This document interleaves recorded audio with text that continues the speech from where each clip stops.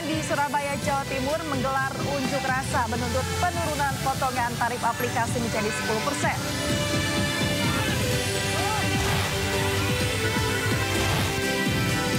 Presiden ke-7 RI Joko Widodo memenuhi panggilan Barreskrim Mabes Polri terkait dugaan ijazah palsu.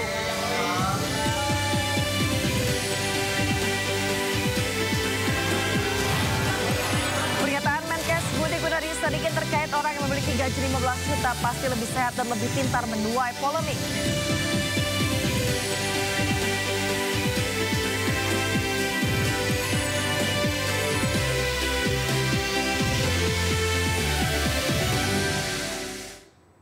Pemirsa, ribuan pengemudi ojek online dari berbagai daerah akan menggelar aksi demonstrasi di Jakarta. Para ojek online menuntut penurunan pemotongan tarif aplikasi dari 20% menjadi 10%.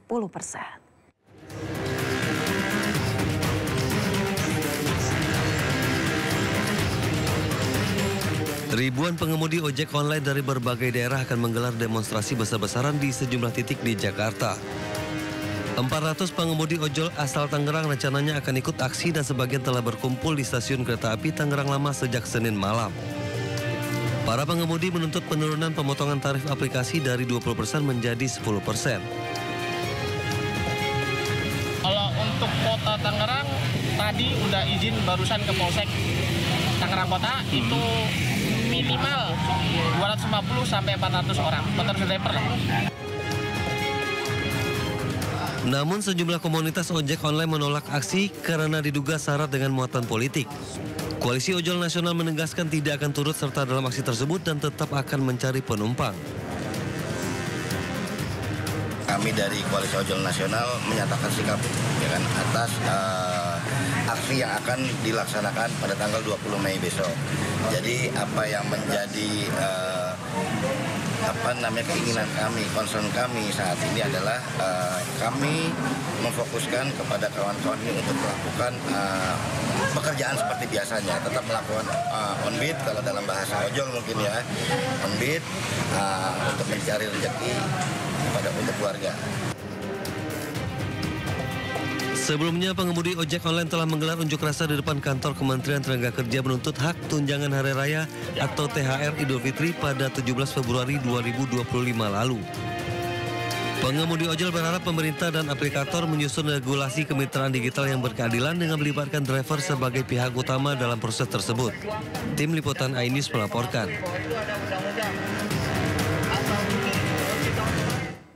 Pemirsa, Menteri Perhubungan Budi Purwakandi meminta penyampaian aspirasi yang dilakukan oleh pengemudi ojek online se-Jabodetabek dilakukan tanpa aksi anarkis. Menhub berharap para pengemudi ojek online untuk bisa duduk bersama dengan aplikator untuk mencari solusi. Kami tidak bisa mencegah pihak yang akan menyampaikan aspirasi. Saya tidak ingin menyampaikan seperti itu, tapi ini aspirasi. Silakan saja menyampaikan aspirasi. Tapi saya tentunya berharap bahwa apabila mereka adalah para mitra, sebaiknya aspirasi itu disampaikan langsung kepada para aplikator. Karena di sinilah tempat mereka berinteraksi.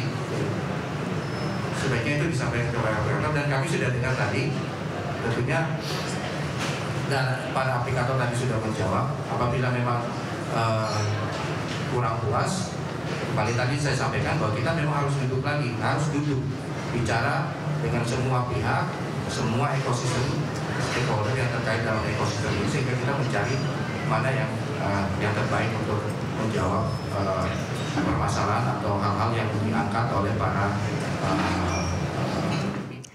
Pemirsa, sejumlah aplikator ojek online kompak untuk tidak akan menurunkan potongan komisi sebesar 10% dari sebelumnya 20% ke para mitra pengemudi.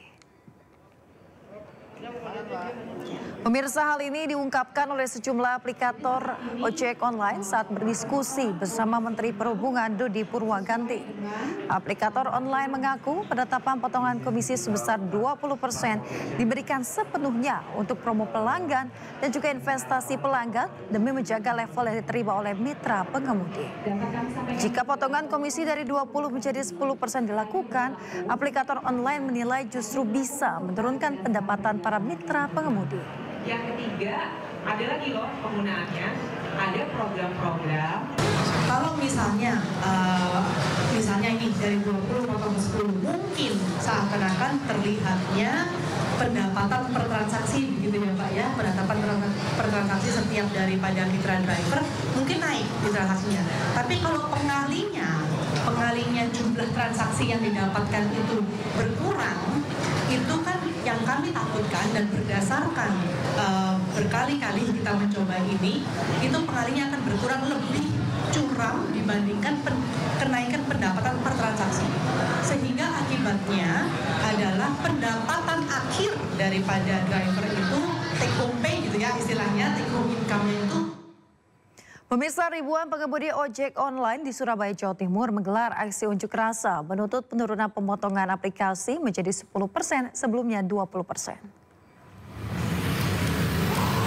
Ribuan massa berkumpul di Jalan Ahmad Yani, Surabaya, Jawa Timur. Massa berkumpul sejak pukul 8 pagi dengan menggunakan atribut jaket sesuai aplikator masing-masing. Massa bergerak ke 6 titik aksi di Surabaya, mulai dari kantor Dishub Provinsi Jawa Timur, Polda Jatim, DPRD Jatim, Gedung Negara Gerahadi hingga kantor-kantor aplikator. Massa mengatakan pemotongan aplikasi yang tinggi sangat merugikan pengemudi. Mereka juga menuntut pemerintah terbitkan undang-undang transportasi online. Sejumlah pengemudi ojek online juga melakukan aksi sweeping dengan menghentikan driver ojek online lain yang masih beroperasi dan juga mengantar penumpang.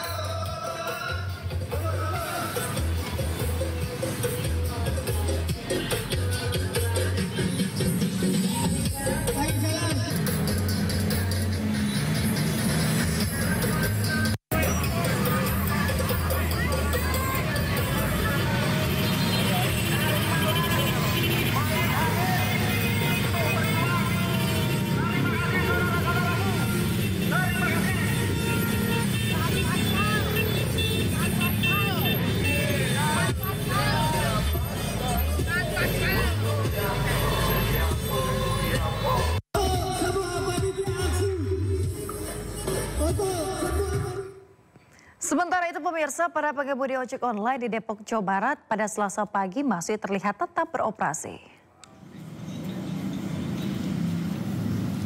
Pemirsa, di tengah aksi demo yang berlangsung di depan gedung Kementerian Perhubungan di Jakarta, para pengemudi ojek online yang berada di shelter stasiun Depok Baru, Pajoran Mas, Kota Depok terlihat masih beroperasi. Mereka pun masih melakukan aktivitas seperti biasanya, yakni mengaktifkan aplikasi dan juga membawa penumpang ke tujuan masing-masing.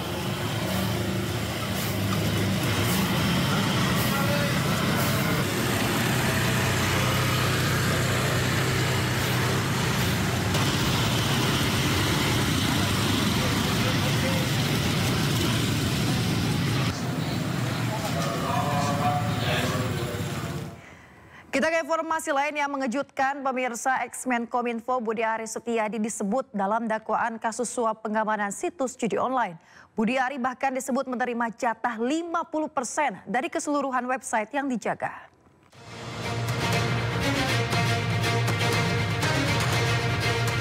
Mantan Menkominfo Budi Ari Setiadi terseret kasus pengamanan judi online dengan terdakwa Zulkarnain Apriliantoni.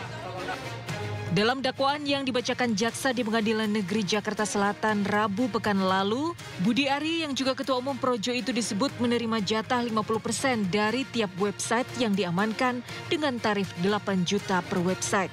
Meski demikian, jaksa tidak menjelaskan detail bagaimana proses Budi Ari bisa mendapatkan komisi dari praktik ilegal tersebut.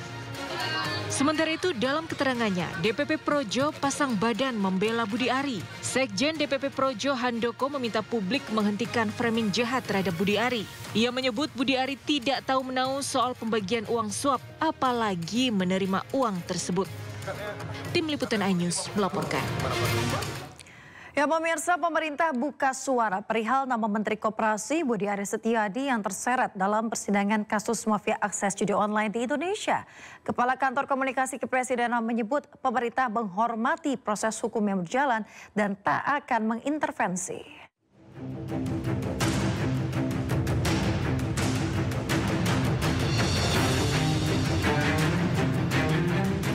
Nama Menteri Koperasi Budi Aris Setiadi muncul dalam surat dakwaan jaksa penuntut umum di persidangan kasus judi online pegawai Kementerian Komunikasi dan Digital di Pengadilan Negeri Jakarta Selatan. Budi Ari diduga menerima sebesar 50% dari keseluruhan uang setoran ribuan pengelola situs judi online yang dijaga kementerian agar tidak diblokir. Menanggapi hal ini, Kepala Kantor Komunikasi Kepresidenan RI Hasan Nasbi menyebut pemerintah menghormati proses hukum yang tengah berjalan dan tidak akan mengintervensi. Publik diminta bersabar dan menanti putusan pengadilan yang sah. Pemerintah itu menghormati proses hukum, jadi biarkan saja proses hukum ini berjalan dan kita yakin proses hukum ini akan membuka semuanya dengan terang benderang. Jadi yang salah akan dibilang salah di situ, yang tidak bersalah juga jangan dipaksakan jadi salah kan. Yang tidak bersalah juga nanti tentu akan terbukti tidak bersalah. Jadi kita tunggu saja proses-proses seperti ini dan kita harapkan masyarakat, teman-teman media juga memantau ini dengan proper. Jadi kita tunggu keputusan pengadilannya sehingga kita tidak mendahului keputusan pengadilan. Kasus judi online di Indonesia melibatkan 11 pegawai aktif Kementerian Komunikasi dan Digital. Sidang perdana perkara ini telah digelar pada Rabu 14 Mei 2025 lalu dengan agenda pembacaan dakwaan atas 4 terdakwa. Dalam kasus ini 4 orang masih dinyatakan buron dan dalam pengejaran pihak kepolisian. Tim Liputan iNews melaporkan. Ya, pemirsa, Budi Ari pernah diperiksa polisi terkait kasus judi online di lingkungan Kementerian Komunikasi dan Digital.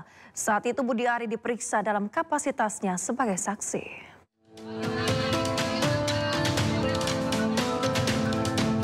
Pertengahan Desember 2024, mantan Menkominfo Budi Ari Setiadi menjalani pemeriksaan sebagai saksi di Bareskrim Mabes Polri. Pemeriksaan tersebut terkait kasus judi online di lingkungan Kementerian Komunikasi dan Digital. Saya ingin memberikan pernyataan. Yang pertama, sebagai warga negara yang taat hukum, saya berkewajiban untuk membantu pihak kepolisian dalam penuntasan pemberantasan kasus judi online di lingkungan Komdigi. Yang kedua, pemberantasan judi online merupakan tugas kita bersama sebagai sesama anak bangsa. Karena itu perlu konsistensi dan keteguhan hati untuk menuntaskan pemberantasan judi online ini, terutama dalam perlindungan terhadap masyarakat. Yang ketiga, mengenai materi dan isi keterangan yang saya berikan hari ini, silahkan ditanyakan kepada pihak penyidik yang berwenang. Begitu ya, terima kasih. Ada pertanyaan, ada berapa pertanyaan Pak? Berapa lama? Mau tahu aja. Apa? Berapa lama diperiksa? Bahwa tidak terlibat dalam jogging. Pokoknya tunggu keterangannya ke. Ya. Dari jam berapa Pak? 2 jam. Ya.